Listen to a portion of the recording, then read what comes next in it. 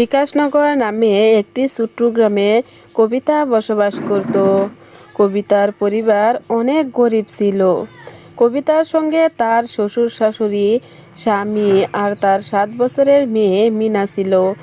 একদিন কাজ থেকে ফেরার পথে কবিতার স্বামী অ্যাক্সিডেন্ট হয় আর 2 পায়ে অনেক আঘাত লেগে যায়। রাজীব, তোমার 2 পায়ে অনেক আঘাত লেগেছে। কমসে কম 3 মাস বিশ্রাম করতে হবে, তবে তুমি সুস্থ হতে পারবে। রাজীবের ফ্যাক্টরির মালিক রাজীবকে বেতন না দিয়েই 3 মাসের ছুটি দিয়ে দেয়। ঘরের টাকা পয়সা অনেক অভাব হয়ে গিয়েছিল। কবিতা ভেবে নিল যে এখন তাকে কিছু না কিছু করতে হবে। তাই ঘরের খরচ চালানোর জন্য কবিতা অন্যের ঘরে কাজ করা শুরু করে দিল। তোমার নাম কি? আমার নাম কবিতা। আচ্ছা শোনো কবিতা, তোমাকে ঘর দুয়ার সাফা করা, কাপড় ধোয়া, ঘরের সব কাজ করতে হবে। মাসে 3,000 টাকা বেতন দিব। আচ্ছা ঠিক আছে ম্যাম সাহেব, আমি কাল থেকেই কাজে আসব। পরের দিন সকালবেলা এসে কাজ করা শুরু করে দিল। সারাদিন কাজ করে শেষে বাড়ি চলে আসলো। সেই সময় রাজীব কবিতাকে দেখে বলল, কবিতা, তুমি আমাকে মাফ করে দাও। আমার জন্যই আজ তোমার এই অবস্থা। তোমাকে এত কিছু করতে হচ্ছে। আরে এইসব বলো না তো, জীবনে সুখ দুঃখ থাকবেই, তাই বলে আমি দুঃখ পাবো তা তো হয় না। জীবনে খারাপ সময় আসবেই, খারাপ সময় জিতে নেওয়াই তো আসল জীবন।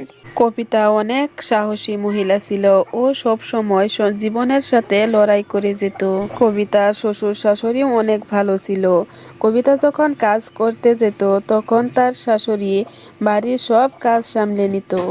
কিন্তু কবিতা কাজ করে যেই টাকা বেতন পেত সেই টাকা দিয়ে দুবেলা খাবারই খেতে পারতো, অন্য কিছু করতে পারতো না। কবিতা, তুমি অনেক সুস্বাদু খাবার রান্না করো। তুমি কি কি রান্না করতে পারো?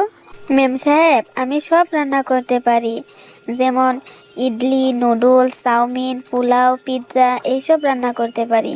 তুমি পিৎজাও বানাতে পারো? হ্যাঁ ম্যাম সাহেব, পিৎজা বানাতে পারি। কয়েকদিন পর কবিতার মালিকিন মনিকার জন্মদিন ছিল। মনিকার বন্ধু বান্ধবী মনিকাদের ঘরে আসছিল। মনিকার বাড়ির পাশে একটি নামি দামি রেস্টুরেন্ট ছিল। মনিকার বান্ধবীদের সেই রেস্টুরেন্টের পিৎজা খাওয়ানোর কথা ছিল, কিন্তু সেই রেস্টুরেন্ট বন্ধ ছিল।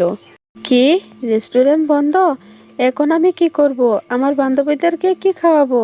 কবিতা, আজ আমার জন্মদিন। আমার বান্ধবী সবাই বলেছিল পিৎজা খাওয়াতে, কিন্তু রেস্টুরেন্ট বন্ধ। এখন কি করব? তুমি কি পিৎজা বানাতে পারবে?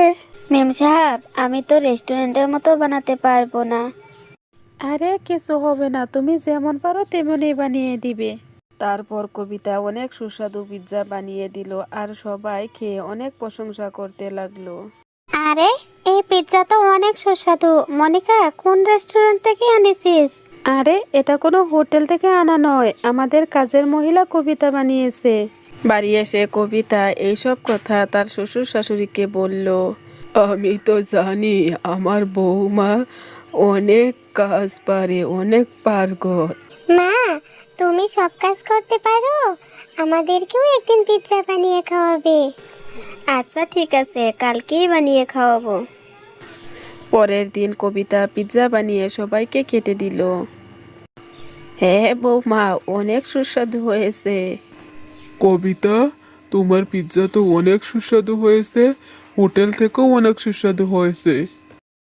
শোনো বৌমা, তুমি অন্যের ঘরে কাজ করা বন্ধ করে পিৎজা বানিয়ে বিক্রি করলে কেমন হয়? তারপর কবিতা তার শাশুড়ির কাছ থেকে মাত্র 2,000 টাকা নিয়ে বাজারে গিয়ে দোকান থেকে সমস্ত জিনিসপত্র কিনে আনে আর ঠেলায় করে পিৎজা বিক্রি করা আরম্ভ করে। কবিতার পিৎজা এতটাই সুস্বাদু ছিল যে সকল মানুষের কাছে প্রিয় হয়ে যায়। তারপর থেকে কবিতা পিৎজা বিক্রি করে পরিবারের খরচ চালাতো। কয়েকদিন পর কবিতার স্বামীও সুস্থ হয়ে উঠল আর কবিতার সঙ্গে পিৎজা বিক্রি করা আরম্ভ করলো। তারপর থেকে তাদের পরিবার সুখে শান্তিতে বসবাস করতে লাগলো।